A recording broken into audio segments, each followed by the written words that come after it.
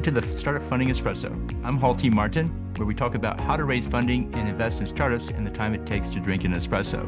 If you have a question about startup funding or investing, please go to the website, startupfundingespresso.com, and type in your question into the chat bot in the lower right corner to receive an answer. I hope you enjoy this episode. Hello, this is Hall T. Martin with the Startup Funding Espresso, your daily shot of startup funding and investing. In pitching investors, framing can be used to position the startup as a successful business. Framing is how you structure your message to shape how your audience perceives it. It can be used to generate credibility and overcome objections. Start with a problem statement and solution that is compelling. Position the team as credible and trustworthy. Articulate the benefits of the solution throughout the pitch, and show how it aligns with the goals of the investor, which is to make a return. Contrast is a framing technique. Use it to show the difference between the current problem and the promised future of the solution. Start with what you want the audience to think and work back to the solution that creates that result.